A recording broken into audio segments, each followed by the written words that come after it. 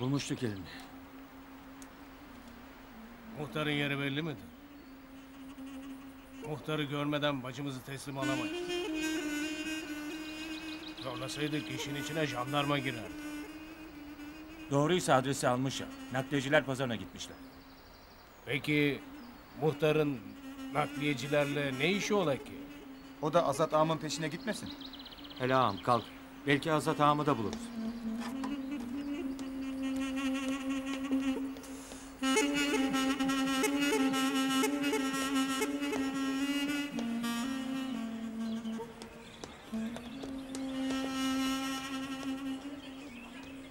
Neden? Gelinin sahipleri... Hangi gelinden bahsediyorsun lan? Hangi gelin?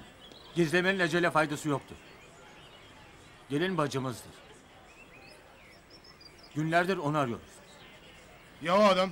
O adam ağamızdır. Onu da arıyor. Anlaşıldı.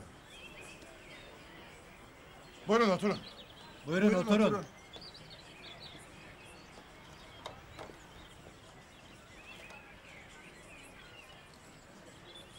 Hele sakin olun. Bacınız emin ellerde. Sen çay söylesene. Çayın zamanı değildir.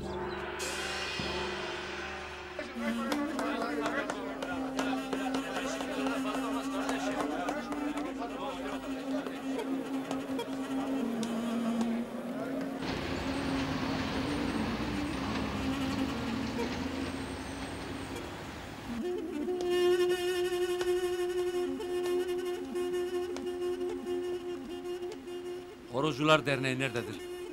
Abi İleride, şöyle düz sağda. gidiyorsun, sağa dönüyorsun. Sağ Ha, olasın. sağ.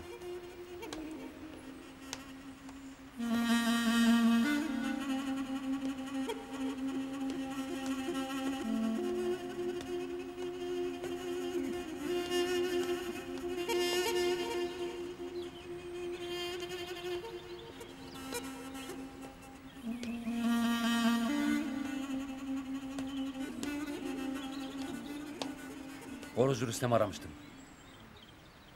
Rüstem, misafirim var.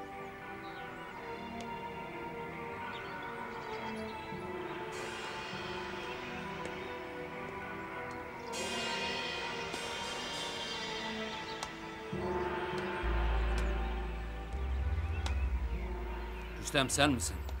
Evet benim. Demek sensin. Şimdi söyle ulan. Horozcu Kemalettin nerede? Nerede ulan? Sakin ol ağam. Nerede? Ağam sakin Söyle ol. ulan nerede uyut? Buluruz ağam. Sakin ol. Sakin ol ağam. Buluruz ağam.